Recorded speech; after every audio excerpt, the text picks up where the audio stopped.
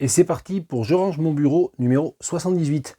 Alors suite à la vidéo numéro 77, j'ai dû faire 2-3 modifications. J'ai une installation quand même très compliquée. Alors apparemment avec ce dispositif, avec le nouveau matériel, la qualité du son, la qualité de l'image, tout ça c'est mieux. Ça me permet de le télécharger directement en plus depuis le téléphone sur YouTube. Tout ça c'est pas mal. En revanche, dans le mode selfie, ça avait pris à l'envers en miroir, comme je l'avais expliqué.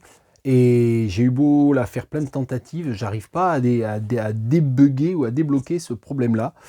Donc on va essayer comme ça, et j'espère que ça tourne parce que je vois absolument pas ce que je fais. Et j'espère que le cadrage n'est pas complètement cramé. Bon, on va se débrouiller, on va essayer de se débrouiller. Alors première chose que je voulais dire, déjà remercier ici Azélie Fayol de la chaîne Un Grain de Lettres pour m'avoir invité à une petite papote, à une petite causerie, petite qui finalement a duré 1h30 et qui est publiée sur sa chaîne. Et vraiment, merci beaucoup à elle. Je pense qu'on a eu un échange à bâton rompu dans lequel elle m'a poussé aussi un petit peu à développer des choses, à expliquer des choses. Et ça paraît très nombriliste et très narcissique comme ça, mais je crois que ça participe vraiment de YouTube en tant que réseau social et en tant que réseau social littéraire dans lesquels voilà, des universitaires, des enseignants, des gens qui ont des intérêts pour la littérature échangent en dehors des circuits officiels. Et je trouve ça vraiment très bien. Donc vraiment merci à elle. Et puis si vous êtes abonné à ma chaîne et pas abonné à Un Grain de Lettres, eh bien vraiment allez voir Un Grain de Lettres. C'est super bien. La deuxième chose que je voulais faire, bien depuis le temps qu'on en parle, c'est le tirage au sort. Le tirage au sort de quoi?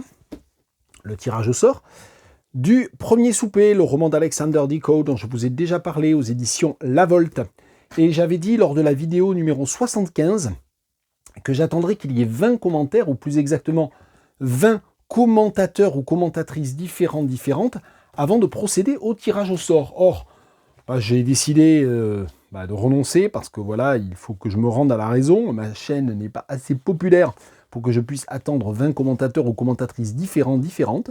Et donc, du coup, je m'en tiens aux 14 qui ont vaillamment commenté jusqu'à présent. Si vous allez sous la vidéo 75, vous pourrez vérifier leur identité à la date d'aujourd'hui, c'est-à-dire du 5 septembre 2021.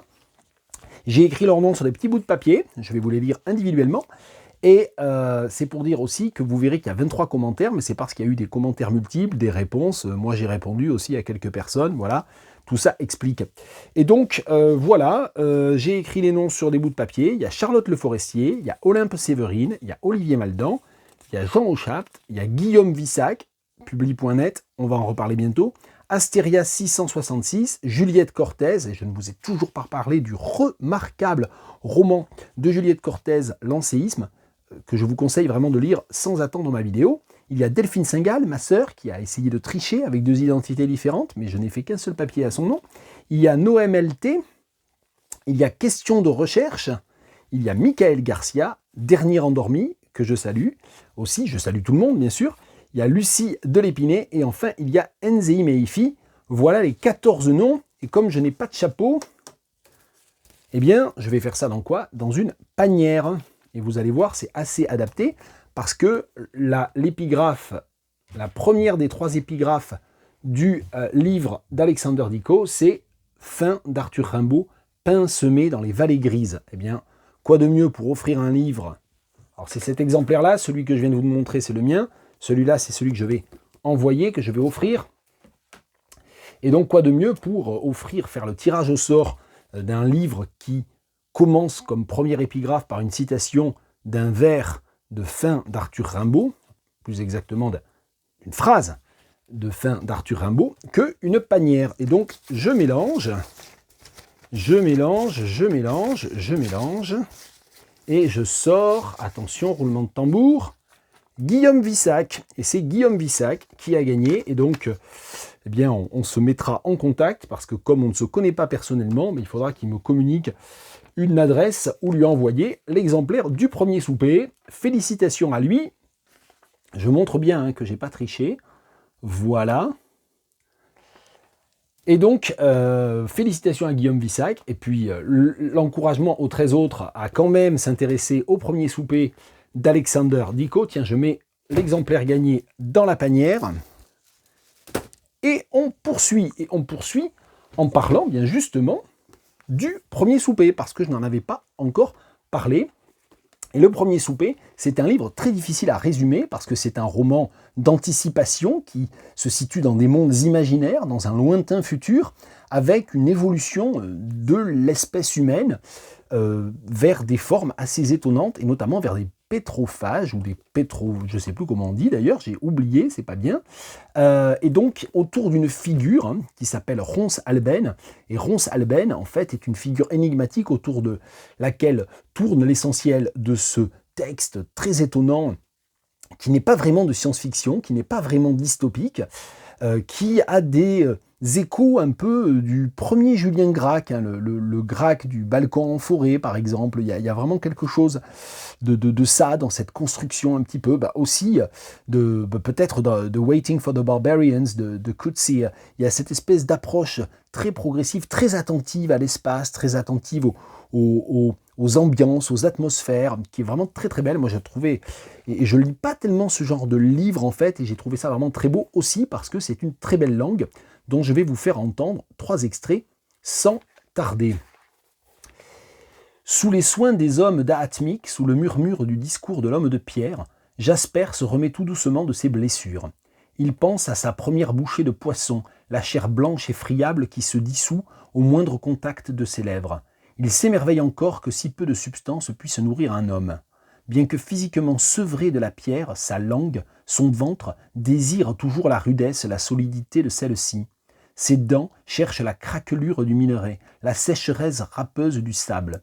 Le blanc, floconneux du poisson, le filigrane presque insensible de ses veines, ses arêtes qui s'effritent trop aisément sous la dent, lui semblent presque la chair sans chair d'un être fantomal. Cela avait été une vie furtive, glissante et muqueuse, filant sous les noires eaux, naviguant entre les eaux de la montagne ainsi qu'un lombric entre les mottes compactes de l'humus. Il y goûte d'abord en bouchées isolées avec dégoût. Il mange tout, les arrête avec les nageoires, sans savoir.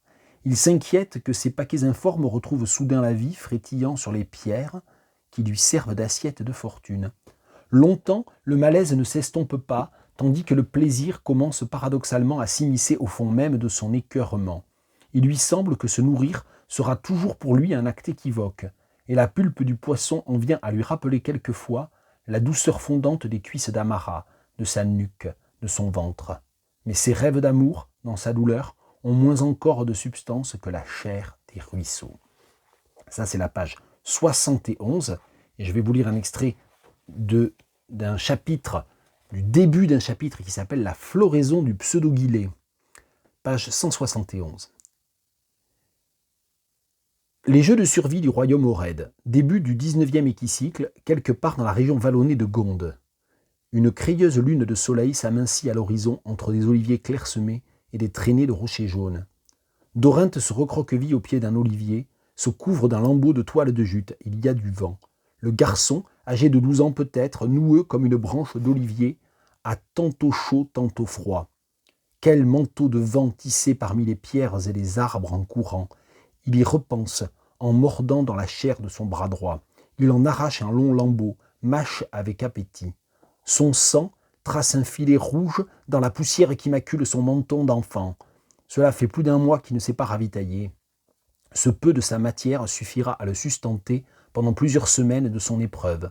Rien, ni le plus infime rongeur, ni la moindre tige ne le nourrira. La règle des jeux l'exige. Et donc on comprend qu'il y a des mangeurs de pierre et qu'il y a des autophages aussi dans ce livre qui circule autour de cette idée.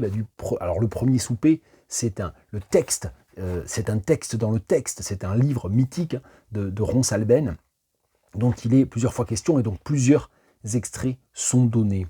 Et afin de vous faire entendre une dernière fois, page 231, la très belle écriture d'Alexander Deco, le début d'un chapitre qui s'intitule « L'amour de Ravissal Nossin ». Ravissal Nossin, c'est un personnage. Dans la Cosse, le crépuscule livre à Dorinthe un de ces couchers de braises renfrognées, striés de poudre, que l'été aime à y couver. La chaleur devient bien mince quand la nuit pénètre enfin ces longs paysages heurtés de croupes rocheuses. Des plateaux désertiques bordés de hautes roches escarpées, parsemés de prosopices et de créosotiers.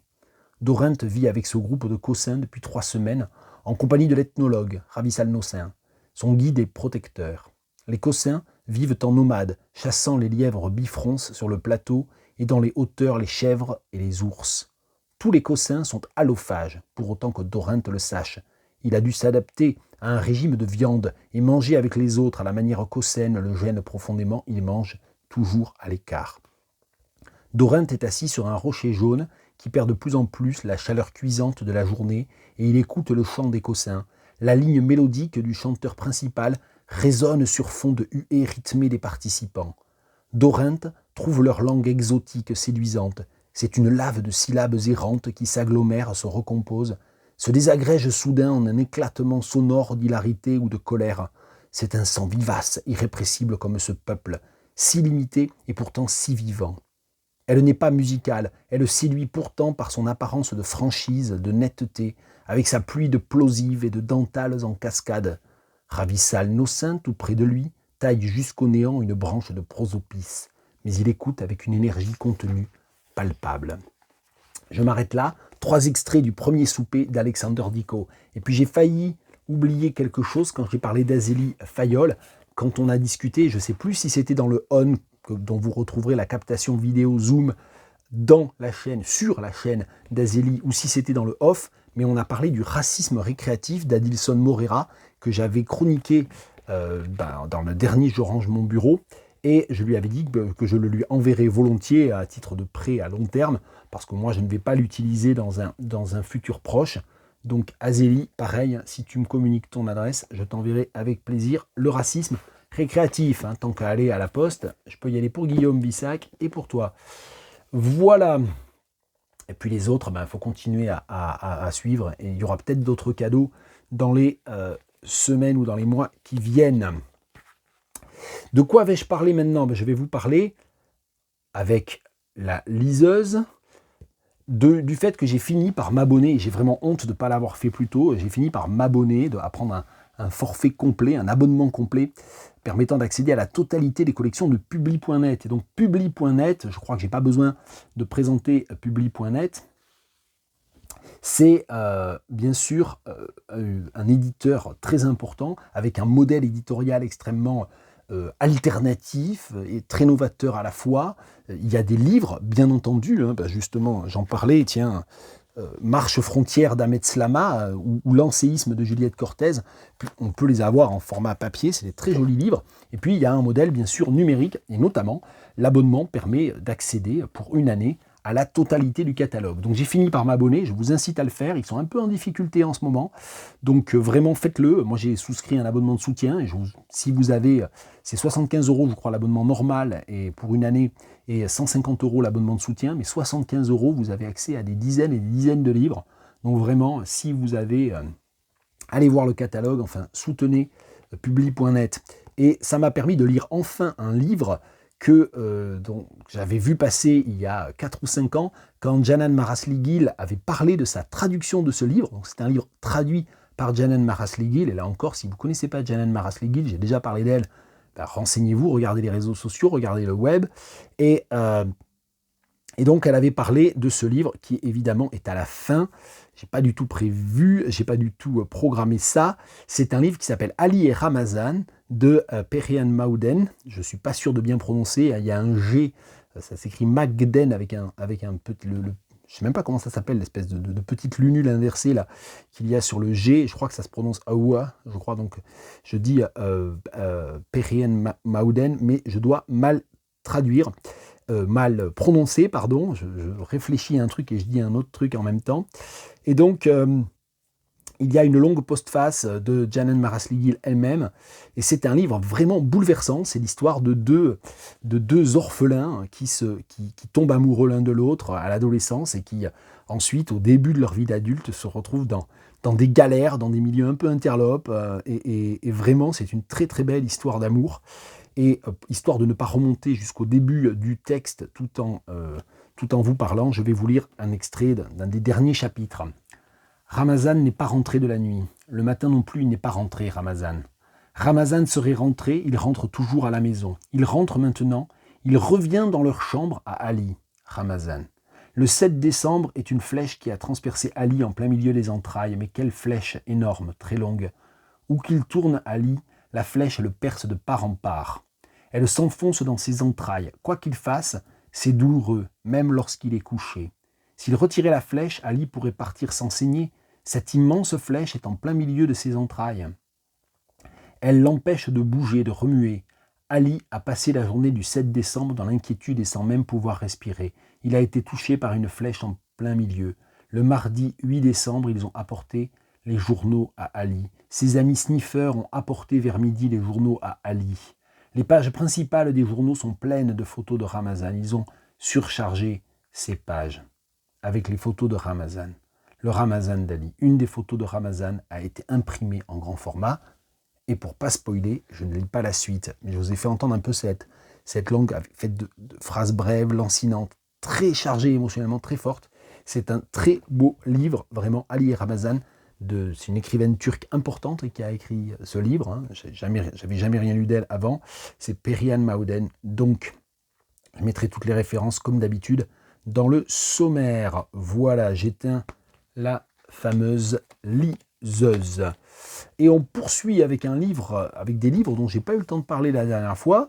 Frères d'âme de David Diop, que j'ai fini par lire. Je ne l'avais pas lu à sa sortie, il a été vraiment encensé, il a eu plusieurs prix, le concours des lycéens, je crois. Et puis en fait, c'est curieux, c'est par la périphérie ou par l'étranger que le besoin de lire ce livre m'est revenu, puisque Frères d'âme a eu le prix Man Booker Prize dans la traduction anglaise, et je dois avouer que le nom de la traductrice m'échappe, mais ce qui est intéressant avec le Man Booker Prize, c'est qu'il récompense autant le livre que le traducteur ou la traductrice, et donc je crois que 40% de l'argent du prix va à la traduction, en l'occurrence à la traductrice pour David Diop. Donc David Diop, qui a grandi au Sénégal et qui est donc installé en France depuis très longtemps. Il a écrit peu de livres, il vient d'en sortir un qui est sur mes étagères et que je n'ai pas encore lu, et dont même le titre m'échappe, mais vous retrouverez tout ça. Donc qui est vraiment Frères d'âme, c'est un petit livre, hein, ça a été donc repris en point seuil, c'est là que je l'ai acheté, et ça fait une grosse centaine de pages, et c'est un livre qui est sorti en 2018 pour le centenaire de l'armistice, de la fin de la Première Guerre mondiale, et c'est un livre assez bouleversant. Enfin, le début est très très fort, mais j'ai trouvé que ça a baissé un peu de régime après. J'avais été un peu sceptique sur ce livre de l'extérieur, c'est pour ça que je ne l'avais pas lu tout de suite. Je ne regrette pas de l'avoir lu, c'est un beau livre, sur la guerre, sur les horreurs de la guerre, comme on dit parfois dans une sorte de banalité. Alors, ce qui est très très très habile de la part de Diop, c'est qu'il croise effectivement le récit des soldats, il parle des tirailleurs sénégalais, justement, et notamment d'un couple, un couple, je ne vais pas en dire plus, de frères d'âme, qui sont des amis d'enfance et qui se retrouvent dans le même bataillon. Et en fait, ça commence avec la mort d'un des deux, et je ne vous en dis pas plus sur ce qui se déroule. Ensuite, ce qui est très habile de la part de David Diop, c'est la façon dont il va progressivement mêler à l'intrigue de ce tirailleur survivant qui devient en fait au minimum très dysfonctionnel et peut-être en fait aliéné ou dérangé. Il mêle tout un aspect rétrospectif vers l'enfance de ces personnages, vers leur jeunesse, vers leurs histoires d'amour, mais aussi vers toute une tradition et toute une aventure familiale qui est celle du protagoniste et qui explique en fait en grande partie ce qui se passe à la guerre et ce qui s'est passé et pourquoi, une fois revenu vers l'arrière, après une blessure, ce tirailleur sénégalais va être soigné par un médecin, une infirmière. Et donc, il y a tout ce côté, en fait, ça mélange en quelque sorte presque le récit traditionnel, historique, colonial et anticolonial, situé en fait en Afrique, situé dans le milieu originel, et le roman de guerre, avec une expérience extrêmement crue, avec des descriptions absolument épouvantables de ce que fait ce tirailleur qui pratique une forme de mutilation sur les ennemis allemands. En fait, il les éviscère entièrement et il finit par céder en fait à leurs supplications en les tuant après les avoir éviscérés. Et ensuite, il l'emporte la main tranchée avec le fusil encore dans la main. Donc, il y a vraiment des descriptions épouvantables de tout ça. Donc, et en fait, c'est pas du tout qu'il y a deux romans en un. Alors, c'est presque un élément métafictionnel, puisque toute la thématique du double, pour le coup, du doppelganger, de la hantise, de la folie qui naît de la hantise, et le thème, on va dire, psychologique et humain du livre, mais c'est aussi ces deux livres en un qui font cette hantise, c'est-à-dire effectivement cette dualité irréconciliable de l'afrodescendance forcée, de l'émigration forcée, du fait de se trouver arraché au Sénégal pour aller en fait participer à cette horrible boucherie que fut la Première Guerre mondiale. Donc c'est un livre vraiment très habile. Je ne vous en lis pas d'extrait, vous en trouverez certainement lu par Diop lui-même, lu par d'autres. Enfin, pour le coup, c'est un livre qui a bénéficié d'une grande couverture et tout à fait à juste titre d'ailleurs. Vous n'aurez pas de mal à trouver ça. Je voudrais vous parler de deux poètes contemporaines, femmes. L'une que j'ai découvert très récemment au cours d'un voyage à Nantes, parce que son livre en point-seuil aussi, dans la collection, je ne sais jamais comment elle s'appelle, la collection Point Poésie, tout simplement, dirigée par Alain Mabancou.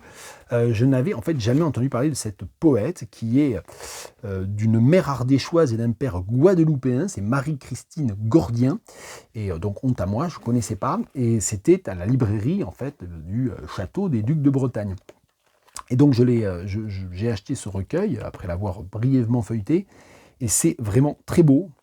Il y a c'est un recueil de poche qui rassemble plusieurs recueils publiés au cours des 10-15 dernières années par Marie-Christine Gordien, voilà, même au cours des 10 dernières années. Ce sont des recueils qui datent de 2011 pour les plus anciens, Chayotte, l'apostrophe des côtes, l'inconsistance des pierres à la première mer, et de 2018 pour les plus récents. C'est vraiment la poésie 2011-2018 de Marie-Christine Gordien. Et c'est très fort. C'est dédié à la mémoire de mon arrière-grand-mère Bernardine Collin, esclave 4170 sur l'habitation Bettier en Guadeloupe, et à Georges Gboiki, mon aïeul né au Bénin en 1807, déporté en Guadeloupe en 1831 durant la traite négrière. Donc on voit que la dualité identitaire et l'ascendance esclavagisés de Marie-Christine Gordien sont placés d'emblée presque en frontispice de ce volume rassemblant plusieurs recueils. Et un des recueils que j'ai préféré, moi, il faut juste que je le retrouve parce que je n'ai pas noté, c'est la section qui s'appelle L'enfant disparu, et c'est dans le recueil qui s'appelle Pollen. Pas dire de bêtises, voilà, publié première édition aux éditions La Rumeur Libre en 2012. Et je ne vais pas tout vous lire, mais je vais vous lire, allez.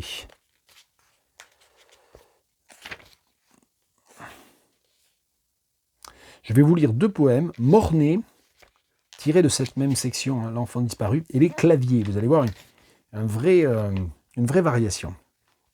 Mornay. Il est un dont le ciel s'est éteint. Il est un du vent innommé, il est un de ceux qui l'accouchent. Il est un, a-t-il seulement goûté la terre dans sa bouche, son parfum?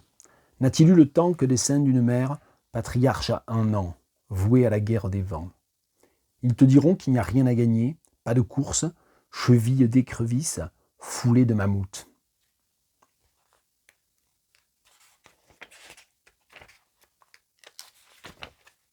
Les claviers. J'avais mis dans mon cœur, ton absence, sa robe.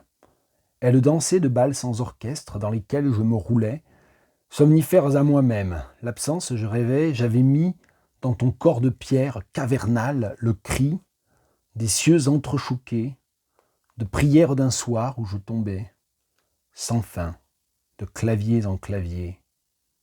Et tu me murmurais ces astreintes d'écran, l'absurde saison où mourraient mes yeux, les tiens, blessés. Lisais-tu cette informatique cristaux d'octets poisseux au sol? Elle nous clouait. Marie-Christine Gordien, très belle découverte. Et puisque je vous annonçais presque en diptyque 2 poètes, parution pour le coup très récente, envoyée, je le signale, par l'éditeur édition Lurlure, qu'on ne recommandera jamais assez. Petit mot pour accompagner l'envoi, donc je signale, généralement 95% des livres que je chronique, je les achète, mais de temps en temps, j'ai des petits services de presse comme ça et c'est bien sympa. Mylène Tournier, je t'aime comme. Et Mylène Tournier, je la suis sur les réseaux sociaux depuis un petit moment. Et ces textes, je t'aime comme, ont pour beaucoup d'entre eux des versions vidéo. Ils ont été d'abord publiés comme vidéo-poèmes. Et les vidéo-poèmes de Mylène Tournier, c'est vraiment des bijoux. C'est super beau. C'est très inventif, très créatif. Moi, je suis toujours très admiratif de ce qu'elle fait. Allez vous abonner à sa chaîne, allez regarder ce qu'elle fait. Et donc là, on a la chance d'avoir aussi une version papier de l'ensemble de ces poèmes, classés par ordre alphabétique, ou plus exactement, ils s'appellent tous « Je t'aime comme ». Ils commencent tous par « Je t'aime comme », et donc « Je t'aime comme ». Et la table des matières nous donnera la totalité des poèmes. Je n'ai pas compté combien il y en a, mais ça commence avec « Je t'aime comme un abattoir, une agence d'intérim, je t'aime comme une agence de transfert d'argent, je t'aime comme une agence de voyage, je t'aime comme un ascenseur, je t'aime comme un atelier de retouche, je t'aime comme une auto-école, je t'aime comme une autoroute ». Et ça continue ensuite B, C, etc. etc. Et donc, je vais vous lire « Je t'aime comme un sex shop ». Parce que je sens qu'il faut réveiller votre attention chancelante. Je t'aime comme un sex shop. Je t'aime comme un sex shop en plein jour. Je t'aime comme les tiges des roses rouges sont de longs talons aiguilles. Je t'aime comme le quartier officiel dédié au sex shop ou les 2-3 boutiques discrètes derrière les gares. Je t'aime, viens faire avec moi la plus mini des orgies, le minuscule cluster de toi plus moi plus toi. Je t'aime comme nos efforts pour lutter contre la petite fonte intime des neiges. Je t'aime comme le désir est un tango parisien à souvent rénové. Je t'aime comme le quadrillage Seyès des bas résilles. Je t'aime comme faire avec une poupée gonflable un rituel katakali. Je t'aime comme nos petits et grands désirs de refaire sa cave, de changer de vie, de s'allonger le sexe. Je t'aime comme aller au sex shop, puis à la poste, et en rentrant passer par la boucherie. Je t'aime, la mariée entre dans la mairie d'arrondissement avec sous sa robe un œuf vibrant, comme un minuscule métro qui lui passe entre les jambes. Je t'aime comme un jour, la rue Clara Morgan, dans le 6e arrondissement de Paris. Je t'aime comme est toujours un peu triste la chair des sex shops et redondant leurs livres. Je t'aime comme des gadgets intimes et bio. Je t'aime comme les accessoires de sex shop ressemblent à ceux des boutiques de réparation de smartphones. Je t'aime comme arrivent les sextoys dans de gros cartons à ouvrir et déballer avec leur plein de versions, d'hétéros ou gays, de gauchers ou droitiers. Je t'aime comme des petites boules de geisha, les châtaignes tombées de septembre, bogue coquine. Je t'aime comme un rayon de sex shop silencieux le matin. On entend juste trembler les vibromasseurs testeurs sortis de leur boîte comme cigales de plaisir. Je t'aime comme le vendeur du sex shop écoute les podcasts de France Culture. Il dit France Q quand même. Je t'aime comme la statue tridigne de la place cache peut-être dans ses plis un discret godemiché acheté en douce au sex shop du coin. Et une dernière remarque sur le livre de Mylène Tournier, le côté systématique, le côté anaphorique, le fait de classer les poèmes dans l'ordre alphabétique à partir d'un principe qui est toujours repris, qui est le « je t'aime comme », ça me fait penser moi, et d'autant plus que dans la liste des poèmes que j'ai commencé à vous lire, il y a « Je t'aime comme un atelier de retouche ». Moi, ça m'a fait penser à la poétique des recueils de poèmes aussi de Daniel Boulanger, qui est un poète que j'aime beaucoup, qui est un peu sous-estimé, je trouve, un peu méconnu. À un moment donné, je pense qu'il était surtout lu comme nouvelliste et comme romancier. En fait, sa poésie est beaucoup plus intéressante. Et tous les recueils de Daniel Boulanger portent comme sous-titre « Retouche ». Et tous les poèmes s'appellent « Retouche à ». Et donc avec l'idée d'une poétique qui est la poétique de la retouche, c'est-à-dire retoucher le réel, le dire mieux, le recréer mieux. Dans cette Hémécom de Mylène Tournier, il y a quelque chose d'un peu similaire, le fait de vouloir se superposer au réel, de vouloir augmenter le réel, de vouloir, vous l'avez entendu, je veux dire, partir d'éléments du réel et les faire un peu s'entrechoquer pour créer quelque chose d'autre.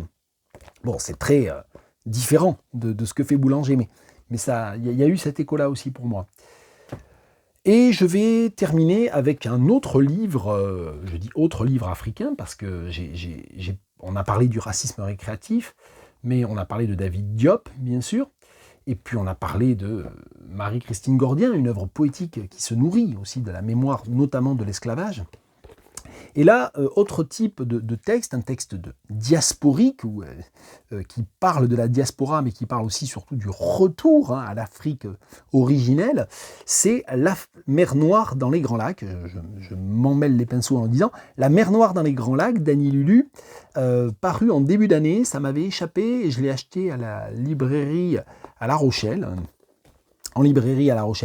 paru chez Julliard, donc il y a quelques mois, et je ne connaissais pas ce texte. C'est le premier livre écrit en français donc d'une jeune écrivaine roumaine de père congolais et de mère roumaine, et donc la narratrice du livre a des points communs importants. Je crois que je viens de taper contre le micro-cravate, bon ça c'est mon amateurisme habituel. Et donc la narratrice épouse des traits communs avec l'autrice, mais il y a de toute évidence plein de choses qui sont assez différentes, et c'est une sorte de prise à partie d'une narratrice dont la mère a voulu effacer totalement les origines africaines en oblitérant le père, sachant que la rencontre entre les deux parents s'est passée juste avant la chute du régime de Ceausescu. Et je ne sais pas si vous vous rappelez, mais la semaine dernière, je ne sais pas quand c'était, dans la dernière vidéo, j'avais parlé de Mars Violet de Hannah Lohan. Mars Violet de Hannah Lohan, c'est un texte roumain d'expression française qui parle de la bascule, de la révolution qui a renversé les Ceausescu, et de l'après, bien sûr, les années 90, les années 2000, eh bien là c'est pareil, mais dans une perspective qui est une perspective de retour vers le Congo, d'une narratrice qui cherche, une fois devenue adulte, une fois qu'elle s'est enfuie à Paris pour faire des études universitaires, qui cherche à renouer avec sa famille et qui arrive en fait à retrouver toute sa famille, dont sa mère roumaine l'avait tenue totalement séparée, écartée, lui faisant croire qu'en fait son père l'avait abandonnée, alors qu'en fait c'est la mère qui cachait les lettres du père. Et donc ce père que la narratrice n'a jamais connu, elle ne le retrouve pas parce qu'en fait il est mort, mais elle retrouve toute la famille. Elle retrouve sa grand-mère, elle retrouve des cousins, etc. Et elle va, revenue au Congo, se retrouver prise en fait dans une lutte politique. Elle se retrouve prise dans des manifestations, avec garde à vue, etc. Enfin, une répression très violente aussi. Et donc c'est cet itinéraire-là que décrit ce roman, qui est vraiment un premier roman très maîtrisé. Moi j'ai trouvé ça vraiment pas mal du tout. J'étais un peu sceptique peut-être, d'ailleurs je dis souvent ça, j'étais un peu sceptique. Bon, il vaut mieux être un peu sceptique et être heureusement surpris que d'avoir toujours des enthousiasmes de principe et d'être déçu. Moi en ce moment c'est plutôt l'inverse, effectivement. Bon, j'ai corné plein de pages, ce qui est plutôt bon signe chez moi. Je sais pas très bien, d'autant qu'une fois de plus c'est l'impro la plus totale, je sais pas très bien laquelle lire. J'ai trouvé toutes les pages roumaines, tout le premier tiers du livre qui se passe en Roumanie, très dur en fait. Et ce qui est très étonnant dans ce livre en fait, c'est que la narratrice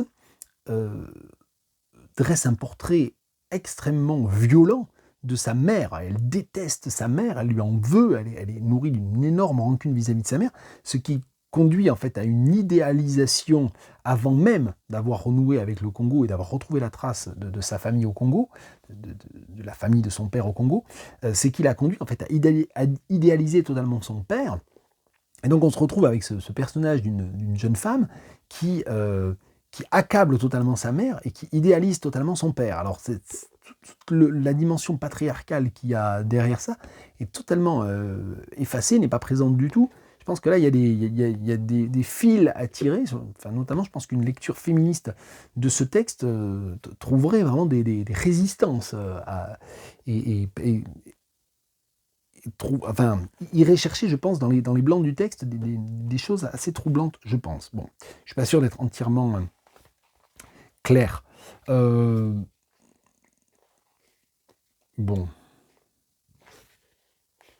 Vraiment, je ne sais pas quoi lire. Hein. Je suis un peu partagé. Alors, c'est entre autres un livre qui est adressé à l'enfant qu'elle porte dans son ventre. Hein, donc, c'est... je dis ça parce que là, je suis tombé sur toutes les dernières pages où elle parle vraiment à l'enfant qui va naître. Bon, mais je vais vous lire la page 52, tiens. enfin, je vois que j'ai corné la page 52, je vais vous lire un passage que j'ai cité.